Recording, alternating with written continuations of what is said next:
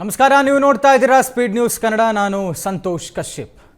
ರಾಜ್ಯ ಕಾಂಗ್ರೆಸ್ ಪಾಳಯದಲ್ಲಿ ಎಲ್ಲವೂ ಸರಿಯಿಲ್ಲ ಅನ್ನುವಂಥದ್ದಕ್ಕೆ ಪುಷ್ಟಿ ನೀಡುವಂತಹ ಬೆಳವಣಿಗೆಗಳು ದಿನದಿಂದ ದಿನಕ್ಕೆ ಜಾಸ್ತಿ ಆಗ್ತಾ ಇದೆ. ದಾವಣಗೆರೆ ಬೈ ಎಲೆಕ್ಷನ್ನ ಮತದಾನದ ನಂತರ ಆರಂಭವಾದಂತಹ ಮುಸ್ಲಿಂ ನಾಯಕರ ತಲೆದಂಡ, ಆ ವಿಚಾರಕ್ಕೆ ಪರ ವಿರೋಧ ಚರ್ಚೆಗಳು, ಕಾಂಗ್ರೆಸ್ನ ಮುಸ್ಲಿಂ ನಾಯಕರಲ್ಲೇ ವಿರೋಧ ಮತ್ತು ಪರ. ಈ ನಡುವೆ ಮುಸ್ಲಿಂ ಸಮುದಾಯದ ಧರ್ಮಗುರುಗಳು ಹೈಕಮಾಂಡ್ಗೆ ಪತ್ರವನ್ನು ಬರೀತಾರೆ. ಪತ್ರವನ್ನು ಬರೆದಂಥ ನಂತರದಲ್ಲಿ ನಿನ್ನೆ ಒಂದು ಸುದ್ದಿಗೋಷ್ಠಿಯನ್ನು ನಡೆಸ್ತಾರೆ. ಸುದ್ದಿಗೋಷ್ಠಿಯಲ್ಲಿ ನೇರವಾದಂತಹ ಸ್ಪಷ್ಟವಾದಂತಹ ಎಚ್ಚರಿಕೆಯನ್ನು ಕಾಂಗ್ರೆಸ್ ಪಕ್ಷಕ್ಕೆ ಕೊಡ್ತಾರೆ. ನಮಗೆ ಕಾಂಗ್ರೆಸ್ ಪಕ್ಷದ ಅವಶ್ಯಕತೆ ಇಲ್ಲ, ಕಾಂಗ್ರೆಸ್ ಪಕ್ಷಕ್ಕೆ ನಮ್ಮ ಅವಶ್ಯಕತೆ ಇದೆ ಅಂತ.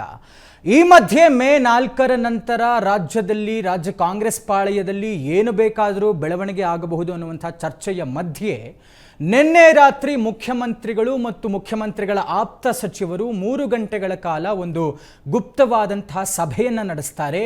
ಏನೆಲ್ಲ ಆಗಬೇಕು, ಏನು ಮಾಡಬೇಕು ಮತ್ತು ಇಷ್ಟೆಲ್ಲ ಬೆಳವಣಿಗೆಗೆ ಮುಖ್ಯಮಂತ್ರಿಗಳು ಮೌನ ಮುರಿಯಬೇಕು ಅನ್ನುವಂಥ ಒತ್ತಡವನ್ನು ತಂದಿದ್ದಾರೆ.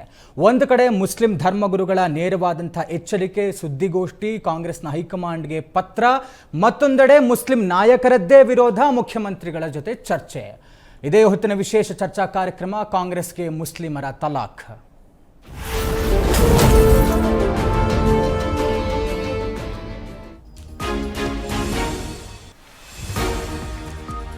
ಕಾಂಗ್ರೆಸ್ಗೆ ಬಿಸಿ ತುಪ್ಪವಾದ ಮುಸ್ಲಿಂ ನಾಯಕರ ಕಿಚ್ಚು. ಕಾಂಗ್ರೆಸ್ಗೆ ಎಚ್ಚರಿಕೆ ಕೊಡ್ತಿದ್ದಾರಾ ಮುಸ್ಲಿಂ ನಾಯಕರು?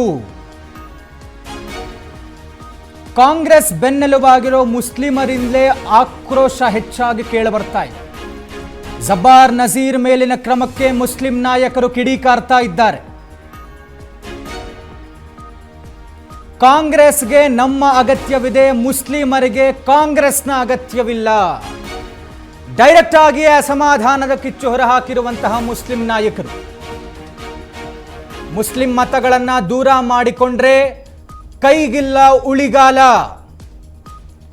ರಾಜ್ಯ ಕಾಂಗ್ರೆಸ್ಗೆ ಅಹಿಂದ ಮುಸ್ಲಿಮರ ಮತಗಳೇ ಮೇಲುಗೈ. ಕೂಡಲೇ ಹೈಕಮಾಂಡ್ ಎಂಟ್ರಿಯಾಗದಿದ್ರೆ ಕಾಂಗ್ರೆಸ್ಗೆ ಸಂಕಷ್ಟ, ಕಟ್ಟಿಟ್ಟ ಬುತ್ತಿ ಅಂತ ಹೇಳಲಾಗ್ತಾ ಇದೆ. ಸಿಎಂ ಸಿದ್ದರಾಮಯ್ಯ ಮೌನ ಮುರಿಯುವಂತೆ ಒತ್ತಡ ಹೆಚ್ಚಾಗ್ತಾ ಇದೆ. ಹೈಕಮಾಂಡ್ ಸಿದ್ದರಾಮಯ್ಯ ಸೈಲೆಂಟ್ ಆಗಿದ್ರೆ ಕೈಗೆ ಕಂಟಕ ಅಂತ ಹೇಳಲಾಗ್ತಾ ಇದೆ.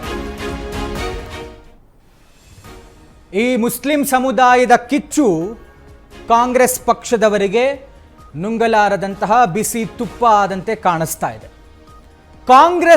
ಕಾಂಗ್ರೆಸ್ ಪಕ್ಷಕ್ಕೆ ಈ ಒಂದು ಸಂದರ್ಭ ಆತ್ಮಾವಲೋಕನದ ಒಂದು ಸಮಯ ಅಂತ ಹೇಳಲಾಗ್ತಾ ಇದೆ. ಅಳಿವು ಉಳಿವಿನ ಪ್ರಶ್ನೆ ಅಂತ ಹೇಳಲಾಗ್ತಾ ಇದೆ. ಯಾಕೆ ಅಂತ ಹೇಳಿದ್ರೆ, ಜಸ್ಟ್ ಬಿಕಾಸ್ ದಾವಣಗೆರೆ ಬೈ ಎಲೆಕ್ಷನ್ನ ಮತದಾನದ ನಂತರ ಆರಂಭವಾದಂಥ ಚರ್ಚೆಗಳು, ಕಾಂಗ್ರೆಸ್ನ ಹೈಕಮಾಂಡ್ಗೆ ಒಂದು ರಿಪೋರ್ಟ್ ಹೋಗುತ್ತೆ, ಪಕ್ಷ ವಿರೋಧಿ ಚಟುವಟಿಕೆಯಲ್ಲಿ ಜಬ್ಬಾರ್ ಅವರ ರಾಜೀನಾಮೆ ಪ್ರಾಥಮಿಕ ಸದಸ್ಯತ್ವದಿಂದ ತೆಗೆದುಹಾಕಲಾಗುತ್ತೆ. ಅದಾದ ಮೇಲೆ ಸಿಎಂ ರಾಜಕೀಯ ಕಾರ್ಯದರ್ಶಿ ನಜೀರ್ ಅಹಮದ್ ಅವರ ಪದಚ್ಯುತಿ ಆಗುತ್ತೆ. ಇಲ್ಲಿಂದ ಆರಂಭವಾದಂಥದ್ದು ರಾಜಕೀಯ ಪಡಸಾಲೆಯಲ್ಲಿ ಜಮೀರ್ ಅವರ ಹೆಸರು ಬಂತು. ಅದಾದ ಮೇಲೆ ಧರ್ಮಗುರುಗಳ ಎಂಟ್ರಿ ಆಗುತ್ತೆ, ನೇರವಾದಂಥ ಒಂದು ಪತ್ರ ಹೋಗುತ್ತೆ. ಅದಾದ ಮೇಲೆ ನಿನ್ನೆಯ ಸುದ್ದಿಗೋಷ್ಠಿಯಲ್ಲಿ ನೇರವಾದಂಥ ಎಚ್ಚರಿಕೆಯನ್ನು ಕಾಂಗ್ರೆಸ್ ಪಕ್ಷಕ್ಕೆ ಕೊಟ್ಟಿದ್ದಾರೆ. ನಮಗೆ ಅವರ ಅವಶ್ಯಕತೆ ಇಲ್ಲ, ಅವರಿಗೆ ನಮ್ಮ ಅವಶ್ಯಕತೆ ಇದೆ ಅಂತ. ಯಾಕೆ ಹೇಳ್ತಾ ಇದ್ದೀನಿ ಅಂತ ಹೇಳಿದ್ರೆ, ಈ ಹಿಂದೆ ಹಲವಾರು ಉದಾಹರಣೆಗಳಿದ್ದಾವೆ. ಮುಸ್ಲಿಂ ಮತಗಳನ್ನೇ ನೆಚ್ಚಿಕೊಂಡಿರುವಂಥ ಕಾಂಗ್ರೆಸ್ ಯಾವ ರೀತಿಯಾದಂಥ ಹಿನ್ನಡೆಯನ್ನು ಬೇರೆ ಬೇರೆ ರಾಜ್ಯಗಳಲ್ಲಿ ಅನುಭವಿಸಿದೆ ಅಂತ. ಅಂಥದ್ದೇ ಒಂದು ಸಂದರ್ಭ ಈಗ ಈ ಮುಸ್ಲಿಂ ನಾಯಕರ ಕಿಚ್ಚು ಏನು ಹೆಚ್ಚಾಗ್ತಾ ಇದೆ, ಇದಕ್ಕೆ ಕಾಂಗ್ರೆಸ್ ಪಕ್ಷ ಬೆಲೆಯನ್ನು ತರಬೇಕಾಗುತ್ತಾ ಅನ್ನುವಂಥ ಬೇಕಾದಷ್ಟು ಚರ್ಚೆಗಳು. ಇದೆಲ್ಲ ವಿಚಾರವನ್ನು ಚರ್ಚೆ ಮಾಡ್ತಾ ಹೋಗ್ತೇನೆ. ನನ್ನೊಂದಿಗೆ ಅತಿಥಿಗಳಿದ್ದಾರೆ ಕಾಂಗ್ರೆಸ್ ವಕ್ತಾರರಾದಂಥ KH ಕುಮಾರ್ ಅವರು ಮತ್ತು BJP ವಕ್ತಾರರಾದಂಥ ಶಂಕರ್ ಗೌಡ ಬಿರಾದರ್ ಅವರು. ಇಬ್ಬರಿಗೂ ಕೂಡ ನಮಸ್ಕಾರ, ಚರ್ಚೆಗೆ ಆತ್ಮೀಯವಾದಂಥ ಸ್ವಾಗತ. ಅಲ್ಲಿ ಜಸ್ಟ್ ಫಸ್ಟ್ ರಿಯಾಕ್ಷನ್ ಆಫ್ ನಮ್ಮ ಕುಮಾರ್ ಸರ್. ಏನು ಸರ್, ಇಷ್ಟೆಲ್ಲ ಚರ್ಚೆ ಆಗ್ತಾ ಇದೆ, ನೇರವಾದಂಥ ಎಚ್ಚರಿಕೆಯನ್ನು ಮುಸ್ಲಿಂ ಧರ್ಮಗುರುಗಳು ನಿಮ್ಮ ಪಕ್ಷಕ್ಕೆ ಕೊಡ್ತಾ ಇದ್ದಾರೆ. ಈಗ ಒಂದು ಸ್ಪಷ್ಟವಾಗಿ ನಾನು ಇದನ್ನು ತಳ್ಳಾಗ್ತೀನಿ. ಯಾಕೆ ಅಂತಂದರೆ, ಧರ್ಮಗುರುಗಳು ಎಲ್ಲೂ ಕೂಡ ನಮ್ಮನ್ನು ನಡೆಸ್ಕೊಳ್ತಾ ಇರೋ ರೀತಿ ಸರಿಯಾಗ್ತಿಲ್ಲ, ನಮ್ಮ ನಾಯಕರುಗಳನ್ನ ಅನ್ನೋ ಪದ ಬಳಸಿದ್ದಾರೆ ಹೊರತು ನೀವು ಅದೇನು ತಲಾಕ್ ಅನ್ನೋ ಪದ ಬಳಸಿದಿರಲ್ಲ, ಧರ್ಮಗುರುಗಳು ಯಾರೋ ಇದನ್ನ ಬಳಸಿಲ್ಲ. ಮುಸಲ್ಮಾನ್ ಧರ್ಮಗುರುಗಳು ಯಾರು ಕೂಡ ತಲಾಕ್ ಅನ್ನೋ ಪದ ಈಗಾಗಲೇ BJP ಅವರು ತಾವು ಕ್ರೆಡಿಟ್ ತಗೊಂಡಾಗೋಗಿದೆ. ತಲಾಕ್ ಅನ್ನೋ ಪದನ ದೇಶದಿಂದ ಮಾಡಿದ್ದೀವಿ. ಅದನ್ನು ಹೇಳಿರೋರು ಮುಸಲ್ಮಾನರ ಮತ್ತೊಬ್ಬ ಮುಖಂಡ, ಅವ್ರ ಭಾವನೆಗೂ ಕೂಡ ನಮ್ಮಲ್ಲಿ ಬೆಲೆ ಇದೆ. ಓಕೆ. ಜೊತೆಗೆ ಧರ್ಮಗುರುಗಳು ಏನು ತಮ್ಮ ಅಭಿಪ್ರಾಯವನ್ನು ವ್ಯಕ್ತಪಡಿಸಿದ್ದಾರೆ ಅದಕ್ಕೆ ನಾವು ಸಹಮತವನ್ನು ವ್ಯಕ್ತಪಡಿಸ್ತೇವೆ. ಅವರ ಅಭಿಪ್ರಾಯವನ್ನು ನಾವು ನಮ್ಮ ಪಕ್ಷದ 4 ಗೋಡೆಯ ಮಧ್ಯೆ ನಮ್ಮ ಮುಖಂಡರುಗಳು ಮತ್ತು ನಮ್ಮ ಮುಖ್ಯಮಂತ್ರಿಗಳು, ನಮ್ಮ ಹೈಕಮಾಂಡು ಮತ್ತು ನಮ್ಮ ರಾಜ್ಯಾಧ್ಯಕ್ಷರು ಎಲ್ಲರೂ ಸೇರಿ ಚರ್ಚೆ ಮಾಡಿ ಅದರ ಬಗ್ಗೆ ತೀರ್ಮಾನ ತೆಗೆದುಕೊಳ್ಳೋದಂತೂ ಖಡಾಖಂಡಿತವಾಗಿ ನಡೆಯುತ್ತೆ. ಅಂದರೆ ಸಮಥಿಂಗ್ ಈಸ್ ರಾಂಗ್ ಅನ್ನೋದನ್ನ ಒಪ್ಕೋತಿಲ್ಲ? ಯಾವ ರಾಂಗೂ ಇಲ್ಲ. ಇಲ್ಲಿ ಒಂದು ಚುನಾವಣೆ, ಒಂದು ಟಿಕೆಟಿನ ವಿಷಯಕ್ಕಾಗಿ ಅಲ್ಲಿ ನಡೆದಿರೋ ವಿಷಯ ಮುಚ್ಚಾಕಕ್ಕೆ ಸಾಧ್ಯ ಆಗೋದಿಲ್ಲ. ಓಕೆ. ಜಬ್ಬಾರ್ ಅವರು ಸ್ವತಃ ತಾವೇ ರಾಜೀನಾಮಾ ಪತ್ರ ಕಳಿಸಿದ್ದಾರೆ ಅಂತ ನಮಗೆ ಗೊತ್ತಿರೋ ಮೂಲಗಳು. ಅದನ್ನು ಅಕ್ಸೆಪ್ಟ್ ಮಾಡಿದ್ದಾರೆ ಅಂತ ಹೇಳಿ ಅಧ್ಯಕ್ಷರು ಅಕ್ಸೆಪ್ಟ್ ಮಾಡಿದ್ದಾರೆ. ಹೈಕಮಾಂಡ್ ಹೇಳಿದೆ, ನಮ್ಮ ಅಧ್ಯಕ್ಷರಾಗಲಿ ನಮ್ಮ ಮುಖ್ಯಮಂತ್ರಿಗಳಾಗಿ ಅಥವಾ ನಮ್ಮ ಪಕ್ಷದ ತುಂಬ ದೊಡ್ಡ ಮಟ್ಟದ ನಾಯಕರುಗಳು ಯಾವುದೇ ನಿರ್ಧಾರ ತೆಗೆದುಕೊಳ್ಳೋದಕ್ಕೆ ಸಾಧ್ಯನೇ ಇಲ್ಲ. ಹೈಕಮಾಂಡ್ ಅವರು ಕೂಡ ಯಾವ್ಯಾವ ವಿಚಾರಗಳ ಮೇಲೆ ಅದನ್ನು ನಿರ್ಧಾರ ತೆಗೆದುಕೊಂಡಿದ್ದಾರೋ ಅಥವಾ ಇಲ್ಲಿ ನಮ್ಮ ಕರ್ನಾಟಕದ ಏನು ಪಕ್ಷದ ಮುಖಂಡರು ಇಬ್ಬರು ವ್ಯಕ್ತಿಗಳ ಮೇಲೆ ತೆಗೆದುಕೊಂಡಿರುವ ನಿರ್ಧಾರ, ಒಬ್ಬರ ಬಗ್ಗೆ ಅಧ್ಯಕ್ಷರು ತೆಗೆದುಕೊಂಡಿದ್ದಾರೆ ಅಂತ ಈಗಾಗಲೇ ಹೇಳಲಾಗ್ತಾ ಇದೆ, ತಾವು ಮಾಧ್ಯಮಗಳಲ್ಲಿ ಹೇಳ್ತಾ ಇದ್ದೀರಿ. ಮತ್ತೊಬ್ಬರು ನಮ್ಮ ಕಾರ್ಯದರ್ಶಿಗಳಾಗಿದ್ದಂಥ CM ಅವರ ರಾಜಕೀಯ ಕಾರ್ಯದರ್ಶಿಗಳಾದಂಥ ನಜೀರ್ ಸರ್ ಅವರು ಹಿರಿಯ ನಮ್ಮ ಪಕ್ಷದ ನಾಯಕರು, ಜಬ್ಬಾರ್ ಅವರು ಕೂಡ ನಮ್ಮ ಪಕ್ಷದ ಹಿರಿಯ ನಾಯಕರು. ಹಾಗೆಯೇ ಈಗ ಮುಸಲ್ಮಾನರ ನಾಯಕರಲ್ಲಿ ನೇತಾರರಾಗಿರುವಂಥ ಸಚಿವರಾಗಿರುವಂಥ BZ ಜಮೀರ್ ಅಹಮದ್ ಖಾನ್ ರವರು. ಈ ಎಲ್ಲ ಬೆಳವಣಿಗೆಗಳನ್ನು ನಾನು ಯಾವುದೇ ಕಾರಣಕ್ಕೂ ಮುಂದುವರ್ಸೋದಕ್ಕೆ ನಾನು ಬಿಡೋದಿಲ್ಲ ಅಂತ ಹೇಳಿ ಟೊಂಕ ಕಟ್ಟು ನಿಂತು ಕಾಂಗ್ರೆಸ್ ಪಕ್ಷಕ್ಕೆ ತಲತಲಾಂತರದಿಂದ, ಅಂದರೆ ಸ್ವಾತಂತ್ರ್ಯ ಪೂರ್ವ ದಿನದಿಂದ ಕೂಡ ಮುಸಲ್ಮಾನರು ಸ್ವಾತಂತ್ರ್ಯದ ಸಂಗ್ರಾಮದಲ್ಲಾಗಲಿ ನಂತರದ ಕಾಂಗ್ರೆಸ್ ಪಕ್ಷದ ಬೆಳವಣಿಗೆಗಳಲ್ಲಿ ಮತ್ತು ಸದಾ ಒಂದು 75 ವರ್ಷಗಳ ಕಾಲ ನಮ್ಮ ಜೊತೆಗಿಲ್ಲಿರುವಂಥ ಭದ್ರ ಕೋಟೆಯಾಗಿ ನಮ್ಮ ಕಾಂಗ್ರೆಸ್ ಪಕ್ಷದ ಅವರು ಕೂಡ ಕಾಂಗ್ರೆಸ್ ಪಕ್ಷ ಉದಯ ಆಗೋದಕ್ಕೆ ಕಾರಣಕರ್ತರಲ್ಲಿ ಒಬ್ಬರಿದ್ದಾರೆ. ಹಾಗಾಗಿ ಅವರನ್ನು ಕಡೆಗಣಿಸೋದು, ಅವರನ್ನು ಏಕಾಏಕಿ ನಾವು ಮೂಲೆ ಗುಂಪು ಮಾಡ್ತೀವಿ, ಆ ಥರದ್ದೆಲ್ಲ ಈ ವಿರೋಧ ಪಕ್ಷದವರು ಮಾಧ್ಯಮಗಳಲ್ಲಿ ಚರ್ಚೆ ಆಗ್ತಿರೋಂಥ ವಿಷಯ ಅಷ್ಟೇ. ನೋಡಿ, UT ಖಾದರ್ ಅಂತವ್ರನ್ನೇ ನಮ್ಮ ಪಕ್ಷ ಸಭಾಪತಿಗಳನ್ನಾಗಿ ಮಾಡಲಾಗಿದೆ.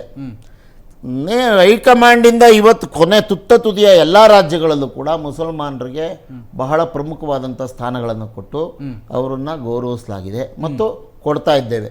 ಈ ದಾವಣಗೆರೆ ಚುನಾವಣೆ ವಿಷಯದಲ್ಲಿ ಬಂದಂಥ ಈ ಚರ್ಚೆ ಅದು ಅಂತ್ಯ ಆಗುತ್ತೆ. 4ನೇ ತಾರೀಕು ಚುನಾವಣೆ ಫಲಿತಾಂಶ ಬಂದ ತಕ್ಷಣ ಅಂತ್ಯ ಕಾಣಿಸ್ತಾರೆ ಕೂಡ. ಅದಕ್ಕೆ ನೋಡಿ, ನಾವು ಸರ್ವ ಜನಾಂಗದ ಶಾಂತಿಯ ತೋಟ ಅಂತ ನಮ್ಮ ಪ್ರತಿಪಾದನೆ ಇರೋದೇ ನಮ್ಮ ರಾಷ್ಟ್ರಕವಿ ಕುವೆಂಪು ಅವರ ಕವನದ ಸಾಲನ್ನು ನಮ್ಮ ಪಕ್ಷ ಅಳವಡಿಸ್ಕೊಂಡು ಕೆಲಸ ಮಾಡ್ತಿರೋವಂಥದ್ದು. ಇನ್ನು JDS ಅವರು ಈಗಾಗಲೇ ಗೊತ್ತಾಗೋಗಿದೆ ಅವ್ರು ಯಾವ ಕಲರ್ ಚಡ್ಡಿ ಹಾಕ್ಕೊಂಡಿದ್ರು ಅಂತ ಅಂದ್ಬಿಟ್ಟು ನಮ್ಮ ನಾಯಕರು BZ ಜಮೀರ್ ಅಹಮದ್ ಖಾನ್ ಅವರು ಹೇಳಿದ್ದಾಗಿದೆ. ಅವರು ಎಸ್ ಅನ್ನೋದನ್ನು ತೆಗೆದುಬಿಟ್ಟು ಸೆಕ್ಯುಲರ್ ಜನತಾದಳ ಜಾತ್ಯತೀತ ಅನ್ನೋದನ್ನು ತೆಗೆದುಬಿಟ್ರೆ ಇನ್ನೇನೆಲ್ಲ ಒಂದೇ ಆಗ್ಬಿಡುತ್ತೆ.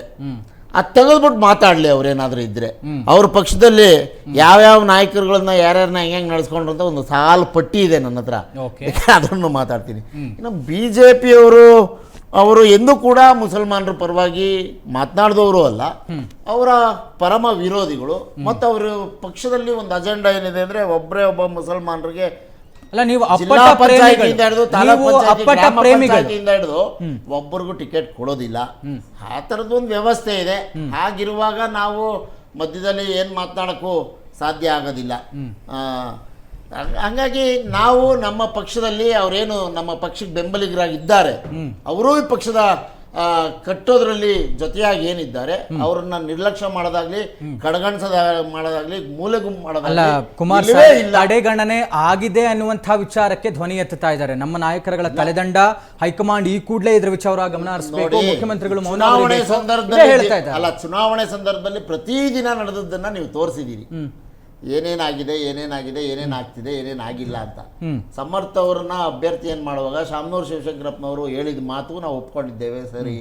ಆದ್ರೆ ನಮ್ಮ ಪಕ್ಷದ ಒಂದು ನಿಯಮದ ಪ್ರಕಾರ ಯಾರ ಮನೆಗೆ ಸಾವು ಬಂದಿರುತ್ತೆ ಅವ್ರ ಕಡೆಯವ್ರಿಗೆ ನಾವು ಟಿಕೆಟ್ ಕೊಡೋದು ಸರ್ವೇ ಸಾಮಾನ್ಯ ಸಾಧಾರಣವಾಗಿ ಕೊಟ್ಕೊಂಡ್ಬಂದಿದ್ದೀವಿ. ಯು ಟಿ ಖಾದರ್ ಅವರು ತಂದೆ ತೀರೋದಾಗ ಯು ಟಿ ಖಾದರ್ ಅವ್ರಿಗೆ ಕೊಟ್ಟಿದ್ದೇವೆ ಟಿಕೆಟ್. ಈಗ ನಿಮ್ಮ ಕೆಪಿಸಿಸಿ ಉಪಾಧ್ಯಕ್ಷ ಹುಸೇನ್ ಅವರು ಹೇಳ್ತಾರೆ SDPI ಮತ್ತು ಬಿಜೆಪಿಗೆ ಫಂಡಿಂಗ್ ಆಗಿದೆ, ಅದಕ್ಕೆ ಸಾಕ್ಷ್ಯಗಳು ನನ್ನ ಹತ್ರ ಇದ್ದಾವೆ, ವಿಡಿಯೋಗಳಿದ್ದಾವೆ, ಅದನ್ನು ಕೊಡ್ತೇನೆ, ಅಧ್ಯಕ್ಷರ ಗಮನಕ್ಕೂ ತರ್ತೇನೆ ಅಂತ. ಹಾಗಾದ್ರೆ ಪಕ್ಷ ವಿರೋಧಿ ಚಟುವಟಿಕೆ ಪ್ರೂವ್ ಆದಂಗ ಸರಿ. ಹಾಗಾದ್ರೆ ಏನ್ ಕ್ರಮ ಆಗುತ್ತೆ? ಹಾಗಾದ್ರೆ ಮುಸ್ಲಿಮರ ಇನ್ನೂ ನಮ್ಮ ಪಕ್ಷದ ವೇದಿಕೆಯಲ್ಲಿ ಚರ್ಚೆ ಆಗುತ್ತೆ, ಅಲ್ಲಿ ನಿರ್ಧಾರ ಆಗುತ್ತೆ.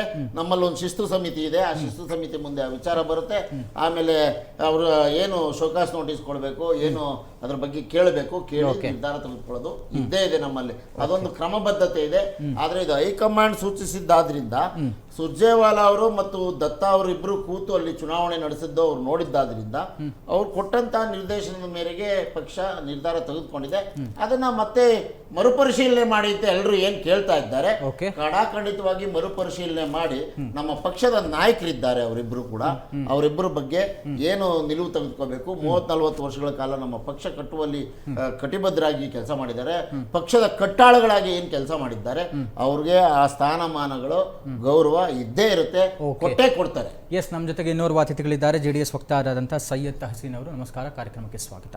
ಶಂಕರಗೌಡ ಬಿರಾದರ್ ಅವರೇ, ಮುಸ್ಲಿಮರ ಓಲೈಕೆ ಕಾಂಗ್ರೆಸ್ ಯಾವ ಥರ ಮಾಡುತ್ತೆ ಅನ್ನುವಂಥದ್ದು ಕಂಡಂತಿದೆ ಅಂತ ಹೇಳ್ತಾ ಇದ್ದಾರೆ ನಿಮ್ಮ ನಾಯಕರು. ಇದರ ಜೊತೆಗೆ ಈ ಮುಸ್ಲಿಂ ವೋಟ್ಸ್ಗಳಿಗೆ ಸ್ವಲ್ಪ ಸ್ಪ್ಲಿಟ್ ಆಗಿಬಿಟ್ರೆ ಏನು ಪರಿಸ್ಥಿತಿ ಬೇರೆ ರಾಜ್ಯಗಳಲ್ಲಾಯಿತು ಅನ್ನುವಂಥದ್ದು ಗೊತ್ತಿದೆ. ಕರ್ನಾಟಕದಲ್ಲೂ ಅಂಥದ್ದೇ ಪರಿಸ್ಥಿತಿಗೆ ವೇದಿಕೆ ಏನಾದರೂ ಸೃಷ್ಟಿ ಆಗ್ತಾ ಇದೆಯಾ ಅಂತ ಒಂದು ಆ ವಿಚಾರಕ್ಕೆ ಮತ್ತೆ ಬರೋಣ. ಈ ರಾಜ್ಯದಲ್ಲಿ ಯಾಕೆ ಇದನ್ನು ನಡೀತಾ ಇದೆ? ಇನ್ನು ಚುನಾವಣೆಯ ರಿಸಲ್ಟು 4ನೇ ತಾರೀಕು ಬರೋದಿದೆ.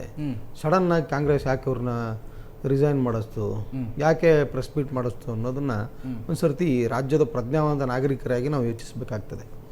ರಾಜ್ಯದಲ್ಲಿ ನಡೀತಿರುವಂಥ ಬೆಳವಣಿಗೆಗಳು ಯಾವುದು?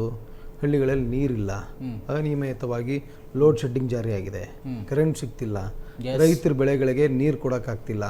ಮೂರನೇದು ಸರ್ಕಾರಿ ನೌಕರರುಗಳು ಹಿಂದೆ ಏನಂತಂದ್ರೆ ನೀವು ಯಾವುದು ನಾವು 1 ಕೋಟಿ ಜಾಬ್ ಇದ್ರೂ ಬೇಕಾಗಿಲ್ಲಪ್ಪ, ಸರ್ಕಾರಿ ಜಾಬ್ ಇದ್ರೆ ಸಾಕು, ಪ್ರತಿ ತಿಂಗಳು 30ನೇ ತಾರೀಕು 1ನೇ ತಾರೀಕು ನಮ್ಗೆ ಸ್ಯಾಲ್ರಿ ಬರುತ್ತೆ ಅಂತ.